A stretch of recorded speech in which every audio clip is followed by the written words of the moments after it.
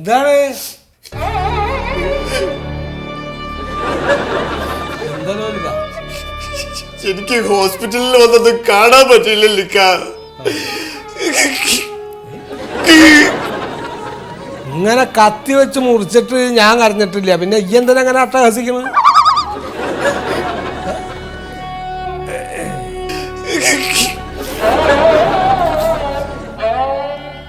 Lottery തരാൻ വന്ന check വേണ്ടല്ലോ ഇതാ.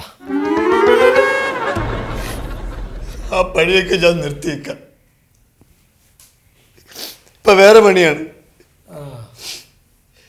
ഏത് ഹോസ്പിറ്റലിലാണ് കാണിച്ചത്? ഞാൻ നമ്മുടെ സൂപ്പർ ഫൈൻ ആശുപത്രിയിൽ, ആ റോഡിൻ്റെ അരികിലുള്ള. ഇക്കയ്ക്ക് ചെലവായ കാശ് മുഴുവൻ സർക്കാർ തരും, അത് ഞാൻ മേടിച്ച് തരും. ഇക്ക് ചെലവായ കായ് മുഴുവൻ സർക്കാർ തരേ? എന്തിന്? കാർഡ് BPL ആണോ?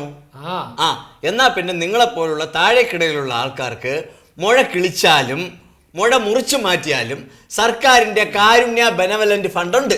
ഞാനങ്ങനെ താഴേക്കടയിലുള്ള ആളൊന്നല്ല. കാർഡ് BPL അല്ലേ? ഈ പറഞ്ഞ ഈ കാരുണ്യ എന്ന് പറഞ്ഞ ഈ വിറ്റോണ്ട് നടന്നിരുന്ന ആ ലോട്ടറി ടിക്കറ്റ് അല്ലേ? അത് തന്നെ. അതിൽ നിന്ന് വിറ്റ് കിട്ടുന്ന കാശൊക്കെ സർക്കാർ പാവപ്പെട്ടവർക്ക് ധനസഹായമായിട്ട് ചികിത്സാ സഹായമായിട്ട് കൊടുക്കുകയാണ്. എൻ്റെ ചങ്ങായി, ഇക്ക് ആ കായ് മേടിച്ചിട്ട് പിന്നെ അതിൻ്റെ പലിശ തിരിച്ചടക്കാൻ പറ്റാണ്ട് വീണ്ടും മനപ്രയാസം വരും.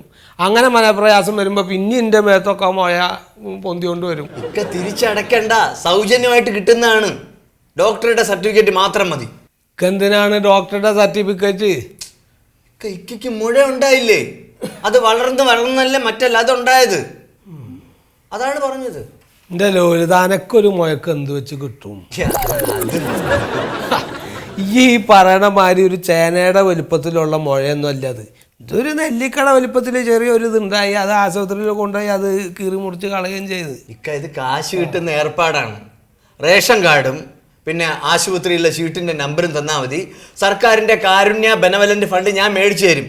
ആ കാശ് കയ്യിൽ കിട്ടുമ്പോൾ വീണ്ടും ഇങ്ങനെ പ്രാർത്ഥിക്കും, റബ്ബേ വീണ്ടും ഒരു 3-4 മുഴ കൂടി എനിക്ക് തരണേന്ന്.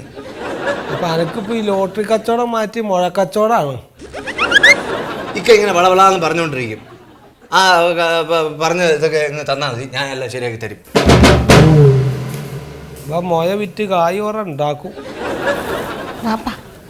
വെറുതെ കിട്ടല്ലേ, പോയി വാങ്ങാം. വെറുതെ കിട്ടച്ചിട്ട് മുഴ ഉണ്ടാവാൻ പ്രാർത്ഥിക്കുക പടച്ചോനോട്. എന്താ എൻ്റെ മോളെ ഈ പറഞ്ഞത്?